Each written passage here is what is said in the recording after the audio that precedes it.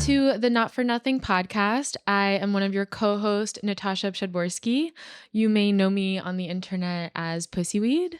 And I am Sarah El Sayed, otherwise known as How Can I Help You on the internet. And we want to thank you for sticking around as we got our shit together to finally make more long form content. You have been really supportive of our clips that we were putting out. And we just wanted to do something to return the favor and offer you some long form content. We've been working really hard with our studio here in LA, Petty Cash Studios. And we're dealing with being bi-coastal baddies. So that is one thing that has held us back from doing this sooner. So thank you for your patience. Today we have quite a bit of topics to cover. How are you doing? I'm good, just chilling. Yeah. Can I talk about something that's been irking me? Always. No, actually, I really would rather not. Oh, well, you're in for a ride. I would rather us just sit here quietly and not talk about. All right, so so there's no type of talking that we can do that isn't complaining, is what you're saying. Okay, so right. I was ordering a bagel the other day, and there was someone in front of me, and they actually took the time to say, and effort to say, can I get mine scooped out? And it made me sick to my stomach. And this is like something I've been seeing happening way too frequently these days. Because if you're enough of an animal to order a scooped out bagel, you don't deserve the joy that a pure bagel brings a human being. Do you think the fault is on the bagel orderer or on the bagel shop for even offering scoop as an option? I don't think scoop is an option. I think people, the entitled, take it upon themselves to ruin a New York City relic. Yeah, I think it's important to describe like the type of person that orders a scooped bagel. I think you can make your inferences of what type of person does that. What type of animal does something like that. To me, somebody who orders a scooped bagel just like doesn't want a bagel. No, you're ordering toast. Which is fine. That's toast. That's seasoned toast at best. A plain scooped out bagel? Jump off a bridge. If you order a plain bagel in general, I can't trust you. I just don't get it. Do you order plain bagels? Let me explain the very specific circumstance in which I order a plain bagel. I'm ill. It's when I'm ill. Oh, really? And you just want like a plain bagel with butter. So it's just like a little salty, a little buttery, super toasted, like nice and kind of like, but you don't, you've just like had a long night of not feeling super hot. Like you don't really want that much flavor. I'm not like one of the IBS girlies.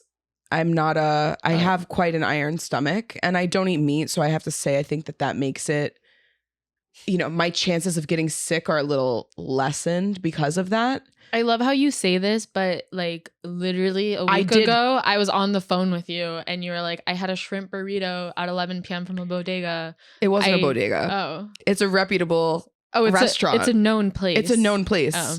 It's a place that I would say the shrimp burrito has to be one of their top ordered items. Well, let me tell you. Everybody makes mistakes. Everybody has those days.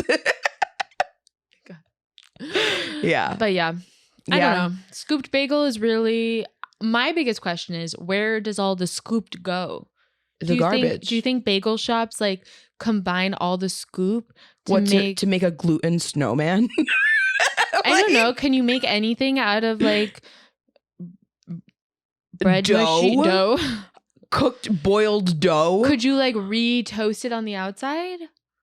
I guess it's like you can peeling constantly off the toast outer is layer. Just a layer. Yeah. Like the concept of toasting something just means slightly burning the outside.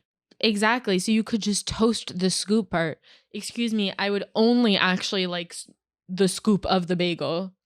No bagel. It's like scoop. The donut hole of bagels. Yeah. You want the munchkin? You want the bagel munchkin? I do love munchkins. Yeah, where is the bagel hole? Well, I guess they're not made the same way. They're not. They're rolled and then. But I also think that should be the case for donuts. Are donut holes just a concept? Or are they real? Wait, what came first, the donut hole or the donut? It doesn't work like that, does it? I think the donut hole was initially real, but I think probably in order to satisfy demand of donut hole, like now they're not. Right. But I think if you're going to like, Mark is telling us we're incorrect, and I hit the mic. If you're going to like a local donut shop, shout out Mark. You should all watch the documentary Donut King on Hulu. It's incredible about the subculture of donut shops in LA. Oh, we're gonna be watching that tonight. Okay. I think if you're going to a shop like that, like, yes, donut holes are like the extra surplus like product that they're making stuff with. If you're going to Entenmann's and you're buying at the supermarket like the Pop'ems donut hole things, I think those are like made on demand. Entenmann's is another treasure. I love them. I don't know if Entenmann, I was recently talking about this. I'm not sure if the West Coast is versed in Entenmann's. Is it just an East Coast thing where there were like different, I know there's like bread routes essentially for Entenmann's. Yeah, like the HQ is in like I think it's in New York State. I was thinking Jersey. Yeah, or Jersey. Or maybe upstate New York. Because I know I was looking to visit the factory ones in college because, stoners like to do dumb shit like that. I would still do that if you're interested. They don't offer tours. I mean, we could email. Could we get a press tour? Yeah. Could we go with a microphone? So how many TikToks do you need for us to come visit the factory? What's your Entenmann's order? Oh my God, their coffee cake, like the sheet coffee cake it's outstanding. It's good. I would say nothing beats the cheese Danish though. The Danish with the raspberry, cheese and raspberry. I think we need to cut the podcast. Excuse me? Turn the cameras off. That's a very beloved Entenmann's order, and I know I'm not alone out here. You are. I'm looking at Mark for validation. You and Mark like very plain things. I would not be able to eat that. Well, I mean, I can eat a coffee cake. Okay, but what about the chocolate frosted donuts? Good. Those are dank. When I got my wisdom teeth out, I would eat that and dip them in like chocolate milk. Because I hate milk. Yeah, I mean, obviously dairy-free milk. I'm lactose intolerant. Just milk. Like, I don't like anything that is mostly milk, dairy-free or otherwise. Also, Entenmann's, the chocolate chip cookies, the small ones. Not my favorite. Okay. I think they excel in the cake sphere. But the cookies, like, they're not the best, but they just have such a distinct taste. And the fact that my mother would pack a box of those for me to bring to school to the bake sale is that's the number one bake sale item. Absurd. No, because everybody else was baking stuff and I was out here like with the store-bought like cookies, but people will still buy them. And I would sell like 2 of those small cookies for like $1. If you brought baked goods to my school's bake sale, you were the outlier. Oh no, my school was full of like French moms who like were overly involved in their kids' lives and were like PTA moms. Yeah, and my mom was like a working mom. A working mom who also just like is also antisocial. So yeah, it's like double whammy. Yeah, for sure. Okay, well, one thing that I did want to bring up is, we're single ladies out here. What are some of the rules that you have for a romantic partner? So like, I'm going to give you this prompt. I can't take a romantic partner seriously unless they fill in the blanks for me, Natasha. I just love that you're like outing our relationship status. What is like this? Is it a secret? Do we act like we're cuffed up? We act like cat ladies because that's what we are. Yeah, it's just like, This is not an invitation to slide into the DMs. Yeah. Remember what we said about the antisocial part. I feel like single is misleading. It's like, it's more like I am in a relationship with myself. Did I say we were emotionally available? Absolutely not. Oh, yeah. Like, absolutely I just want to make that clear. I am single, but unavailable. Okay. And I respect that. let's talk about maybe not necessarily this month or next month or this year or next year. Let's talk about ultimately when it comes to what you're looking for in a romantic partner. What are some things that are like musts? If you don't feel comfortable walking around in a bathrobe, they have to wear the bathrobe. Yeah, you have to have a love of bathrobes. Wow, I could never. What? I don't have a bathrobe. I don't own one. I don't. I'm very confused. There's the cheese Danish. There's now the no bathrobe. We're different people. This podcast is really revolutionary. I mean, I think that you go. There's one stark difference between us. We are both New York girlies, but one thing that we must address before we go on is I'm from South Brooklyn and Natasha's from Upper Manhattan. There's lines have been drawn. Lines have been drawn. Like, and they're more than geographic. Yeah, I'm going to say like they're literally like some of those lines were in New York laws. Redlining, look it up. And those lines had some colors. Oh boy. Oh, the air purifier just said goodbye. It said you are smoking beyond the limit, beyond my capabilities. But I think despite the fact that we're extremely different New York girlies, our common point is that we are both extremely insufferable. And that is not dependent of geography. It's just codependent. It's you could be from the Upper West Side or South Brooklyn and still be annoying. And I think that's really important to just like unite people. We're here for the annoying girlies. Okay, well, speaking of, one of the things that I do look for in a romantic partner is like you do have to be slightly annoying. Like I do think that there's a level of annoying that is flirty, but there's like a fine line between being too annoying to me, my friends, and my family that makes you undateable. That makes your romantic partner like it turns into ick. Okay. Quick. Wait, but so you have to strike that balance of annoying but not like obnoxious. Okay, but I was gonna ask you something, but now I forgot. Fuck. Okay, one more thing that I look. Okay. Oh wait, if you're interested in me, yeah, romantically, you have to talk to my cat in a baby voice. I can't take you seriously if you don't like almost love my cat more than me. Like, oh my God. If you are someone that, if you're like on the couch sitting next to me and my cat jumps up unexpectedly and you try to like kick her off the couch, you have to go. She lives here. Thoughts? As a cat aunt, and roommate to a cat. Yeah. I'm just confused as to people who are able to talk to a cat not in a baby voice. It's like a sign of being a serial killer almost. It's like you're not in touch with your awkward, vulnerable, weird, goofy self. And those are all the things that I am. Mm-hmm. And okay, we can get deep for a second, but it's like when you're like an awkward girl like me, like you spend most of like high school and like college and like all these like whatever moments like with mainstream people, and you always feel like the weirdo.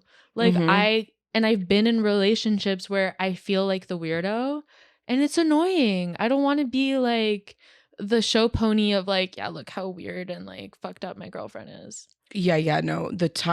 I'm like, I want you to be there with me. Like, I want to be the not weird one in the relationship.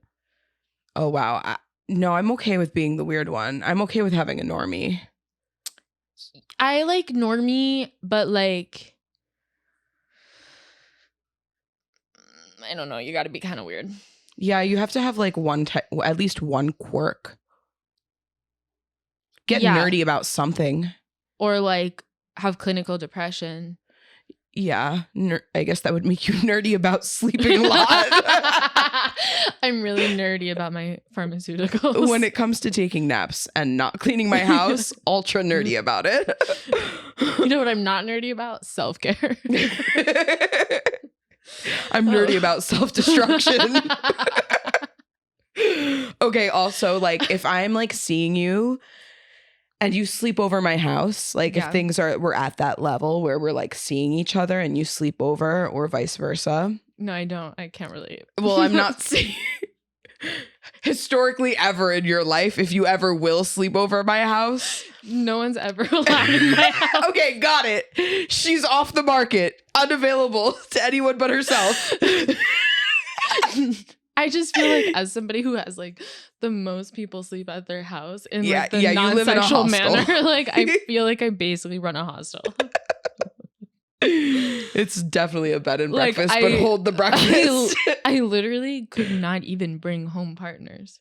No, you couldn't. You're like, this constantly people in my home. Like there's no. You're like, this is my emotional support friend from Colorado. The next week, you're like, this is one of my friend's cousins from New York.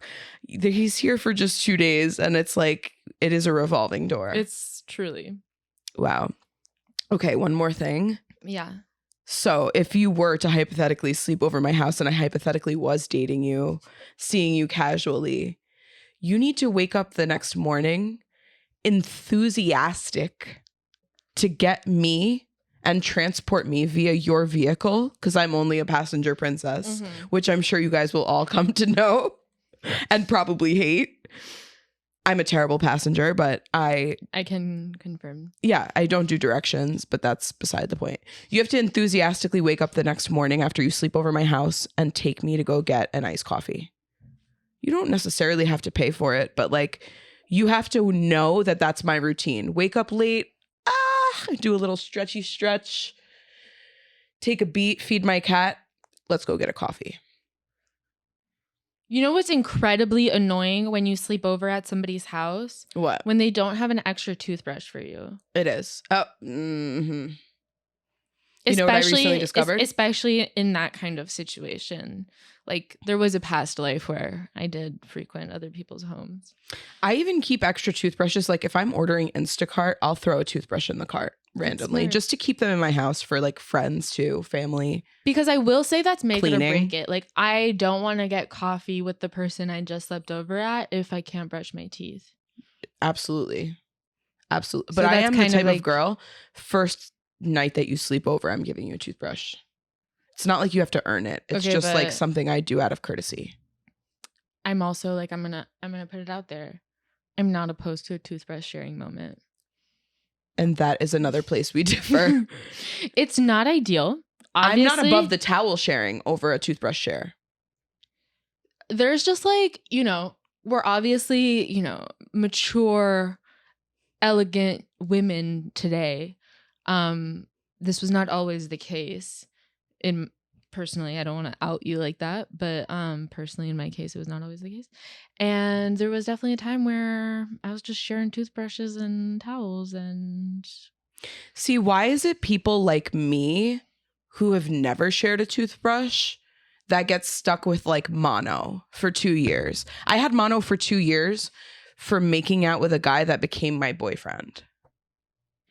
Did he become your boyfriend because he gave you mono? No, he actually, you were like, bitch. You want to know something really messed up? He gave me mono and the following day started dating a different girl and gave her mono as well. But then when they got out of a relationship, you still had mono. I didn't still well, I did because I had mono for like 2 years and their relationship was like 1 year. But we started dating and then,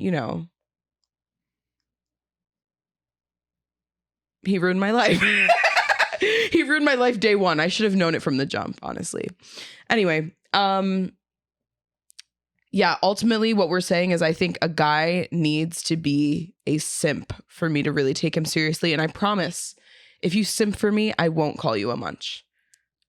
Okay, this is a great segue because I was going to ask you what you found. You said earlier that like you can't be annoying. You have to be annoying. Or you have to be a little annoying. Yeah. And I was going to ask you what you find annoying. Because to me, the biggest revelation I've made, and it might be an LA thing, is the performative simp. I just feel like so many people like are talking the talk of like, I treat my girl like this, I'm gonna do this, like I do all these things, and then I'm like, okay, but when I actually like need you for shit, where are you? Yeah, that's true. And your love language is acts of service. Yeah, like I don't need you to tell me that I look good. I know I don't look good. Don't lie to me. I objectively do not look good at this specific moment where you're seeing me. Yeah. I guess that's love language dependent, the performative simp. But it's like, I agree with you. If you talk a big game, you have to do even bigger acts. But okay, the question is it actually a different love language, or is there a movement among our generation where we're all like seeking romance and we're seeking more deep and meaningful conversations and relationships? And I feel like people are just like trying to like, they're trying to like act more invested and romantic than they actually are. Well, let me just say this. I do think that we talk to very different types of men. So I can't say that even the way the men that we talk to simp or performatively simp is anything similar. Yeah, I definitely have a terrible type when it comes to reliability. Like when a man is simping for me, like you need to be very traditional. What does that mean? Get married? Are you not having sex until marriage? No, not that kind of traditional. Not that kind of traditional. Traditional in the way that like you're going to pick me up for a date. And that is not just because I can't drive. but also because I don't want to pay for Uber. I don't want to pay for Uber and I do not take public transportation. You heard it here first. I will not get on the train anymore, ever again. Even the Metro card in our logo, I'm sure, says it all. Sarah is like gas weed. You have to go pick it up for it. Yeah. Yeah, that's another thing. If I'm smoking, I don't want to get, you know what? I can't even go into weed preferences. You do have to smoke weed though to be with me. It doesn't have to be on the same level that I smoke, but like you have to be. Okay, but I'm not gonna lie. It's kind of like very hot to me when somebody can smoke more than me. Oh, because it's unbearably hot. It's pretty. Or can keep up. I hate to be like that person, like. but you are that person. Like, you're like, I am insufferable, but I am myself. But actually, yeah, and I feel like I was also in relationships with like people who were questioning if they wanted to consume, and like that's totally fine, and I really respect that. I just feel like you lose a part of like an intimate moment that is sharing a joint. I would say like 50% of being in a relationship is deciding what to eat together. So it's like if you have smoke habits together, that means that like that's at least another 25 to 30% of what you guys do together. Right? Do you want to smoke? I'll roll up. Are you rolling up? Do we need to pick up? How much do you want to buy? What do you want to try? Can you taste this in the strain? Like there's so much talking and doing when you're both consumers that I think like it almost has to be that way, unless like your sacred time is by yourself when you smoke, or which I also enjoy. And so I feel like that was cool where like my partner didn't smoke as much, and so I got to like enjoy smoking alone and also like exploring my own creativity through that. Yeah. And also with pussy weed and stuff like that, it's always sort of been around consuming in more feminine spaces. Mm-hmm. But I don't know. It is also kind of fun to get really baked with a partner. Yeah, like my ideal date, I'd be in a jacuzzi. I'd be laying out in the jacuzzi like this, like wide shoulders, just like laid out with a big blunt in my hand. Ideal. And it would also, I would be outside and it would be snowing. That's pretty cool. While I'm in the jacuzzi with the blunt. I went on a pretty cool date this summer though, where we like walked the Brooklyn Bridge and smoked doobs, and I was like, That's kind of the type of... What a low maintenance girly. Listen to that. She said a really good date is smoking doobs on the Brooklyn Bridge. Like, it's fine. It's And about I the love to hear that, conversation. because that is like the type of date that you can do whether you're 15 years old, Yeah. or if you're wedging on 30. Yeah. Whoa. Yeah. It's a big wedge until 30. This is a sensitive topic. I'm gonna move on. But I'm yeah, turning I 30 think soon. I'm turning 30 very soon. it's okay. Mark is giving us that look like, fuck, you guys are young.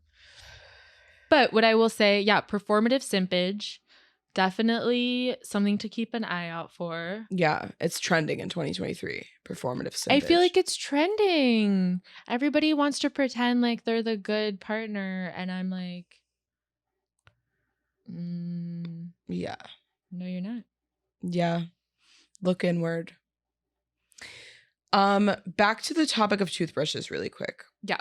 Have you ever used a firm or medium toothbrush? No. You've never even tried it? Mm-mm. Don't. It's terrible. My dentist says not to. Okay. First of all, I have always used soft toothbrushes my whole life. And recently accidentally ordered on Instacart medium toothbrushes. And I'm like, what's the difference? You know?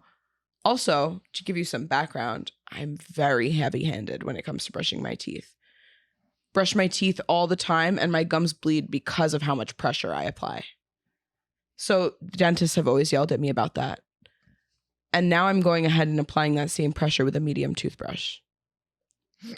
I'm going to say that if you use a medium or a firm toothbrush, you have sociopath tendencies. That's not normal. That's not normal at all. Yeah. I don't know. I think if you have braces, maybe you may need those. Is it like why someone would use a Brillo pad when they're doing dishes type situation? Or like Brillo pad to like exfoliate their face? Yeah, this is a lot. I don't know that there's somebody that has teeth or skin strong enough for that.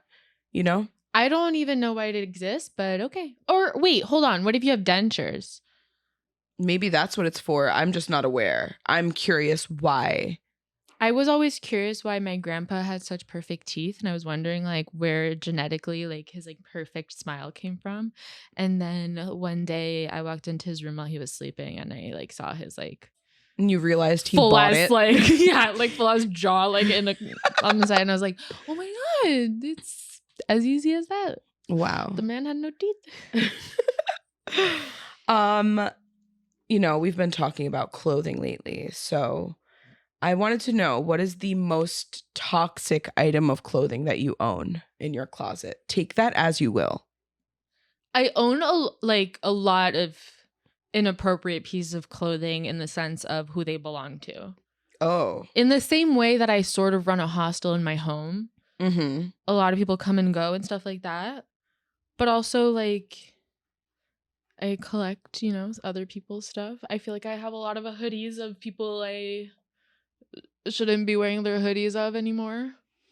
Do you think that like because these articles of clothing have memories associated with them, does that give them luck or bad luck? Or some like, do items hold power? Deep question. Deep question. There's this movie actually, it's like a documentary that talks about the power of clothing. Really? Yeah, it's called The Sisterhood of the Traveling Pants. I can't stand you.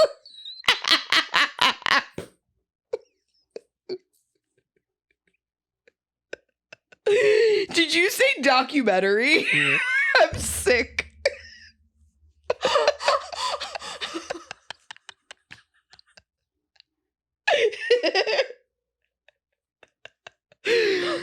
You're a psychopath. Okay. I do own, to answer my own question about toxic clothing, I will say that there's a piece in my closet, and these are swishy pants. They make that sound as you walk, from Chinatown Market. And is Is it still called Chinatown Market? Did it change? I don't know. I think it's just called the Market. Are we talking about the same brand? Are you serious? Did it actually change names? Do you not know that Chinatown Markets are actually founded by 2 white dudes? No, I know. Mike Sherman. Yeah. But wait, did they change to the Market? Actually? I'm joking about them changing to the Market. That I don't know. But they definitely did have a name change. Wait, did they? No, they changed to Market. Oh my God, I was right. What? I've never heard of this. Dude, yo, they literally changed their name. That's what I was saying, yeah. All right, well, So you actually have pants from Market. I have pants from Chinatown Market. Actually, it was pre-name change. It says it on them. Yeah, but it shouldn't have. It shouldn't have. I'm not agreeing with their name, but and it's the zodiac. It shows the zodiac signs in the wheel, and it lists Capricorn twice and doesn't list Cancer at all. And it's like, yeah, this is a petty this is petty, or it's a misprint, or it's a petty misprint, or it's intentionally misprinted and also petty. So as a Cancer, how do you feel about that? Honestly, whatever. So I think that's the most toxic item of clothing. However, there are other pieces that I just will not put in rotation anymore. And I'll stop it at that. Yeah, like I feel like I still rotate mine, which is what makes them toxic. Like I'm still wearing X's shirts and sweaters because I'm like, you're like, hee hee. I'm like, whoever is in the other room now doesn't have this sweater, so. True. Okay. Another way to interpret the question, I do have a lot of clothing that has satanic imagery on it that I think it's like probably time I retire it. Because if there is meaning in clothing, and if clothing does hold power, then I'm inviting a whole bunch of bullshit into my life. And I think it's like, as I approach 30 years old, maybe I should try to like reel in the goth a little bit. Like I should probably like stop wearing upside down crosses. I think that's like enough is enough. I don't know. I recently discovered the term elder emo. And it could not describe me better. No, that's you. It's like this community of other people who are also really sad and listen to My Chemical Romance in their cars. And sad with a pop punk flair. Yeah, sad with some angst. With also some optimism, I feel. Yeah, like... Because pop punk's like slightly optimistic. Like, it's like, I don't want to die. I just want you to like pay attention to me. You're like, I only want to die if you don't pay attention to me. Like, if I have a funeral, will you come? If I was a worm, would you still love me? Oh my God. Okay. So yeah. One final thing I wanted to discuss is, you know, since you grew up in New York, do you remember the shift of when you had to actually start typing an area code in? And this was pre-cell phone. Well, cell phones were around, but it was like pre the years where everybody had a cell phone. It was more like pagers were still a thing and beepers. But like, I remember the year that I had, like my mom told me like, you have to write 718 before you start typing the number out to call your friends or to call your family members or your friends upstate, my family. And wait, that's like the biggest difference. What was your New York area code growing up, and then what was your cell phone area code? They're both the same. Wow. I'm the last of a dying breed. What are you? I have a 718 cell phone number. Hot, exotic, and local to your area. Yeah, it's like, what does your New York area code say about you? It says that I'm a South Brooklyn mob wife. Yeah, I'm a 917, and I feel like it's pretty descriptive of like neurotic, anxious, Upper West Side Jew. I think my sister was a 917. But it's like the 917 is... It's pretty classic. It's like a classic, and it's not as douchey as the 646. Why? How is 646 douchey? Because it's like, I'm the first Manhattan area code. I thought 917 was the first Manhattan. No, I think 646 was. Fact check it. Okay. Wait, also, what year did area codes have to start becoming a thing in New Okay, York? 2003. What was... I think the first Manhattan area code, I think, was 212. Yes, but I'm right. Am I not right? 212, but then for like cell phones. Manhattan cell phone area code. Or do some cell phones have 212? I don't know. I know businesses do. When was... Oh my God, I can't type. When was the first... What was the first? I can't smoke that right now. What was the first Manhattan area code cell phone? It's funny how we have to like SEO our questions. Area code 212 is the original code assigned for all of the city in 1947. After a restriction of 212 to just Manhattan in 1985, area code 646 was assigned in 1999. So we're kind of both right. Yeah. It was the additional one. Wow. But then 917 came after. And so I feel like 646 was like my mom is 646. Like, OG. And you think that's juicy? You think that's douchey? It's just like, it's like a little more like old New York vibe. Okay, I remember this is hyper specific to Brooklyn, so I don't know if the Manhattanites even know this. And wait, just to be clear, my mother is not a douche. No, I didn't think you were saying that. Most incredible woman. Oh my God, I didn't think you were saying that. No. Please continue. You're not going to be judged. Your character isn't going to be judged off of your area code. Yes, right? It will. Oh my God, what? That's what I'm saying. Just my mom's the exception. I don't know if I know many 646. I can't even make a judgment there. I know a lot of 917s. You're basic. Sorry. Okay. On Damn, that note, I forgot what I was going to say before. No. It's okay. It's okay. Wow, I forgot. It'll come to me. But thanks for tuning in to our first episode of Not For Nothing. And Not For Nothing, it could have been a lot worse.